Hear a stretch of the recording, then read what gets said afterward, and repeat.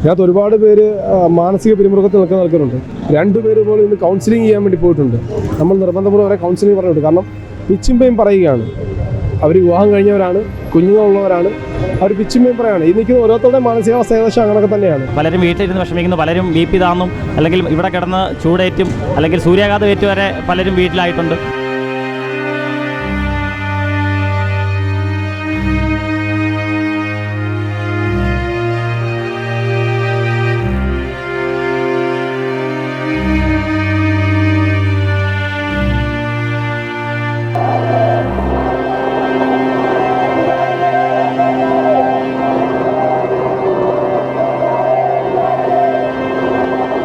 ഇന്നിവരുടെ rank ലിസ്റ്റിന്റെ കാലാവധി അവസാനിക്കുകയാണ്.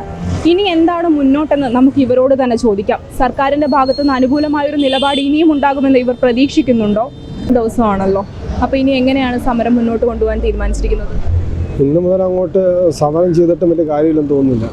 കാര്യം ഈ പറഞ്ഞതുപോലെ നമ്മുടെ അവസാനത്തെ പ്രതീക്ഷയായിരുന്നു ഈ റാങ്ക് ലിസ്റ്റ് എന്ന് പറയുന്നത്. ഇന്ന് രാത്രി 12 മണി ആകുമ്പോഴേക്കും ഈ റാങ്ക് ലിസ്റ്റിൻ്റെ ഈ പറയുന്നത് പോലെ റാങ്ക് ലിസ്റ്റ് പൂർണ്ണമായും മരിച്ചിരിക്കും. അതിനുശേഷം ഒരു ഉയർത്തെഴുന്നേൽപ്പ് ഈ റാങ്ക് ലിസ്റ്റ് ഉണ്ടാകുമെന്ന് ഞങ്ങൾക്ക് തോന്നുന്നില്ല. അങ്ങനെ ഉണ്ടെങ്കിൽ തന്നെ അത് കോടതി മുഖേനയായിരിക്കാം. ഞാൻ റാങ്ക് ലിസ്റ്റ് ഏതെങ്കിലും തരത്തിലുള്ള ഉയർത്തെഴുന്നേൽപ്പ് ഉണ്ടെങ്കിൽ തന്നെ അതുണ്ടാവുക. ഞങ്ങളുടെ പ്രതീക്ഷകളും ഞങ്ങളുടെ ആത്മവിശ്വാസം മൊത്തം ഞങ്ങൾ അസ്തമിച്ചിരിക്കുക.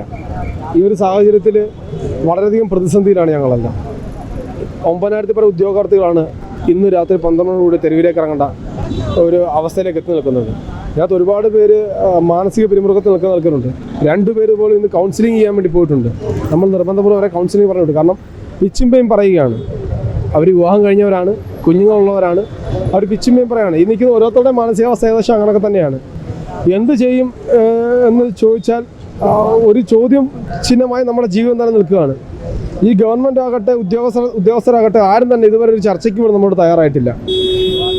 ഇവരെന്തുകൊണ്ടാണ് നമ്മുടെ നേരെ ഇങ്ങനെ കണ്ണടയ്ക്കുന്നതെന്ന് ചോദിച്ചാൽ അതും അറിയത്തില്ല. ഇവരൊക്കെ ഈ ഉദ്യോഗസ്ഥരത്തിൽ നിൽക്കുന്ന അല്ലെങ്കിൽ അകത്തിരിക്കുന്ന ഉദ്യോഗസ്ഥരാകട്ടെ ഒരു PSC എഴുതി തന്നെ ജോലിക്ക് കയറിയ ആൾക്കാരാണോ എന്ന് പോലും നമുക്ക് സംശയമുണ്ട്. കാര്യം അവരങ്ങനെയൊക്കെ ഉണ്ടായിരുന്നെങ്കിൽ നമ്മളോട് ഇങ്ങനൊരു പ്രവണത കാണിക്കത്തില്ലായിരുന്നു. എക്സാം എഴുതുന്നതിൻ്റെ ബുദ്ധിമുട്ട് അത് എഴുതിയിട്ടുള്ളതിന് മാത്രമേ അറിയത്തുള്ളൂ. ഇവരൊക്കെ നമ്മളെ ഈ പറയുന്ന പോലെ ഒന്നുമല്ലാതാക്കി മാറ്റുന്ന ഒരു രീതിയാണ് ഇവിടെ കണ്ടുകൊണ്ടുവരുന്നത്. നിങ്ങളുടെ വോട്ട് സർക്കാരിന് വേണ്ട എന്നാണോ, സർക്കാർ പറയുന്നതാണോ കരുതുന്നത് ഇതിലൂടെ? തീർച്ചയായും. കാരണം ഗവൺമെൻറ്റിന് യുവാക്കളുടെ വോട്ട് വേണമെങ്കിൽ സ്വാഭാവികമായിട്ടും നമ്മളെ സേവ് ചെയ്യാമായിരുന്നു, നമ്മളെ ജോലിക്ക് എടുക്കാമായിരുന്നു. ഗവൺമെൻറ് എന്തുകൊണ്ട് ഇങ്ങനെ പ്രവർത്തിക്കുന്നതെന്ന് ചോദിച്ചു കഴിഞ്ഞാൽ ഇതാണ് കാരണം. അതായത് നമ്മുടെ വോട്ട്, യുവാക്കളുടെ വോട്ട് ഗവൺമെൻറ് ആവശ്യമില്ല. കാരണം യുവാക്കളുടെ വോട്ടിൻ്റെ പ്രാതിനിധ്യം അവർക്ക് ഇതുവരെ മനസ്സിലായിട്ടില്ല എന്നാണ് എനിക്ക് തോന്നുന്നത്. ഇന്ന് റാങ്ക് ലിസ്റ്റിന്റെ കാലാവധി അവസാനിക്കുകയാണല്ലോ, അപ്പോൾ ഇനി എന്താണ് മുന്നോട്ട്? തികച്ചും നിരാശാജനകമായിട്ടുള്ളൊരു ദിവസമാണെന്ന്. കാരണം 61 ദിവസമായിട്ട് നമ്മൾ ഈ സെക്രട്ടേറിയറ്റിൻ്റെ ഫ്രണ്ടിൽ സമരം ചെയ്തിട്ട് പോലും എന്താണ് നിങ്ങൾ ഈ സമരത്തിന് കൊണ്ട് ഉദ്ദേശിക്കുന്നത്, എന്താണ് നിങ്ങളുടെ ആവശ്യം എന്ന് ചോദിക്കാൻ പോലും സർക്കാർ തലത്തിൽ നിന്നോ തൊഴിൽ സംഘടനകളുടെ ഭാഗത്തു നിന്നോ ആരും വന്നിട്ടില്ല. ഇപ്പം നമ്മുടെ ഭരണപക്ഷ യുവജന സംഘടനകൾ പല സംസ്ഥാനങ്ങളിലും പോയി തൊഴിലില്ലായ്മയ്ക്കെതിരെ ഘോരം പ്രസംഗിക്കുകയും തൊഴിലില്ലാ ചങ്ങല തീർക്കുകയും ചെയ്ത ആൾക്കാരാണ്. സ്വന്തം നാട്ടിൽ അവരുടെ മൂക്കിൻ്റെ തുമ്പത്ത് ഇത്രയും 10,000-ഓളം ഉദ്യോഗാർത്ഥികൾ കിടന്ന് സമരം ചെയ്തിട്ടും എന്താണ് ആവശ്യം, നിങ്ങളുടെ ആവശ്യം എന്താണ്, നമ്മൾ പരിഹരിക്കാൻ സഹായിക്കാം എന്ന് പറഞ്ഞ് മുന്നോട്ട് വരാൻ പോലും അവർക്ക് പറ്റുന്നില്ല. പിന്നെ എന്ത് വിശ്വസിച്ചാണ് കേരളത്തിലെ യുവാക്കൾ നമ്മുടെ ഈ നാട്ടിൽ നിൽക്കുന്നത്? ഇവിടെ നിൽക്കുന്ന ഈ സമരം ചെയ്യുന്ന എല്ലാ ഉദ്യോഗാർത്ഥികളും PSCയുടെ കട്ട് ഓഫ് മാർക്കിനെക്കാട്ടിയും 10, 15, 20 മാർക്ക് കൂടുതൽ വാങ്ങിയവരാണ്. അവർക്ക് പോലും ജോലി കൊടുക്കാൻ പറ്റുന്നില്ല എന്നുണ്ടെങ്കിൽ എന്തിനാണ് ഇങ്ങനെ ഒരു PSC? 21 PSC മെമ്പർമാരുണ്ട്. 1.5 ലക്ഷം രൂപയും 2 ലക്ഷം രൂപയാണ് ശമ്പളം വാങ്ങിച്ചുകൊണ്ടിരിക്കുന്നത് എല്ലാ മാസവും. അവർക്ക് പോലും ഈ ഒരു പ്രശ്നം പരിഹരിക്കാൻ വയ്യാന്നുണ്ടെങ്കിൽ എന്തിനാണ് അവരെയൊക്കെ നമ്മുടെ പൊതുഖജനാവിൽ നിന്ന് കാശ് കൊടുത്ത് അവർക്ക് സാലറി കൊടുത്ത് തീറ്റിപ്പോറ്റുന്നത്? ഇനി മുന്നോട്ട് എന്ത് ചെയ്യാനാണ് നിങ്ങളുടെ തീരുമാനം? നമ്മൾ നിയമപരമായിട്ട് മുന്നോട്ട് നീങ്ങുവാണ്. അതായത് നമ്മൾ ഇപ്പോഴും വിശ്വസിക്കുന്നുണ്ട്, ഇന്ന് രാത്രി 12 മണി വരെ സമയമുണ്ട്. റാങ്ക് പട്ടിക അവസാനിക്കുന്നതിന് 1 മണിക്കൂറും 2 മണിക്കൂറും മുന്നേ പോലും വേക്കൻസികൾ റിപ്പോർട്ട് ചെയ്ത ചരിത്രം കേരള PSCക്കുണ്ട്.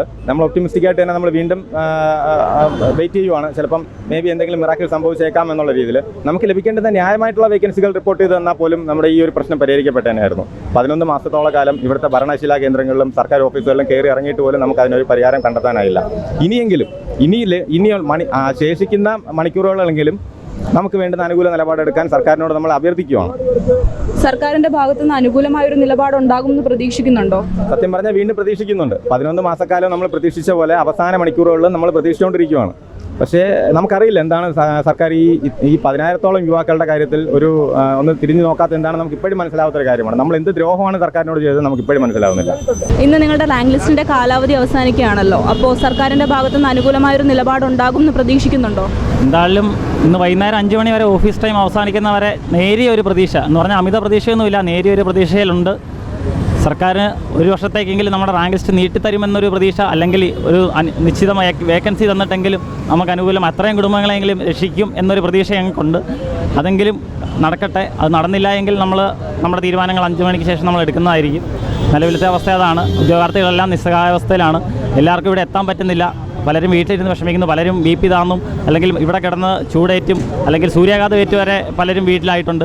ഇവിടെ കിടന്ന് പൊടിയടിച്ച് രോഗാവസ്ഥയിലായ പലരും ഉണ്ട്. അങ്ങനത്തെ അവസ്ഥയിലൂടെയാണ് നമ്മൾ കടന്നു പോകുന്നത്. അവസാന ദിവസമാണ്.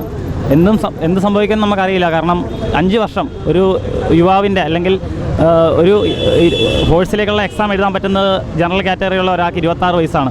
അപ്പോൾ ആ ആൾ 26-ാം വയസ്സിൽ അപ്ലൈ ചെയ്തിട്ടുണ്ടെങ്കിൽ ഇന്ന് അയാൾക്ക് 31 വയസ്സായി. 2019 നോട്ടിഫിക്കേഷൻ വന്നതാണ്. ഇന്ന് 2024 5 വയസ്സാണ് അയാളുടെ. ആ ജീവിതത്തിലെ ഏറ്റവും പ്രധാനപ്പെട്ട 5 വർഷങ്ങൾ നഷ്ടപ്പെട്ട ഒരു യുവാവ് ഇനി മുന്നോട്ട് ഇന്നുകൂടെ കഴിഞ്ഞു കഴിഞ്ഞാൽ എന്തും സംഭവിക്കുമെന്ന് നമുക്കറിയില്ല. അത്രയ്ക്കും നിസ്സഹായമായ അവസ്ഥയിലൂടെയാണ് നമ്മളെല്ലാം കടന്നു പോയിക്കൊണ്ടിരിക്കുന്നത്. മാസങ്ങളോളമായി തൊഴിലിനു വേണ്ടി സമരം ചെയ്യുകയാണിവർ. ഇന്നിവരുടെ റാങ്ക് ലിസ്റ്റിന്റെ കാലാവധി അവസാനിക്കും. ഈ അവസാന നിമിഷമെങ്കിലും സർക്കാരിന്റെ ഭാഗത്തുനിന്ന് അനുകൂലമായൊരു നിലപാടുണ്ടാകുമെന്ന് ഇവർ പ്രതീക്ഷിക്കുകയാണ്.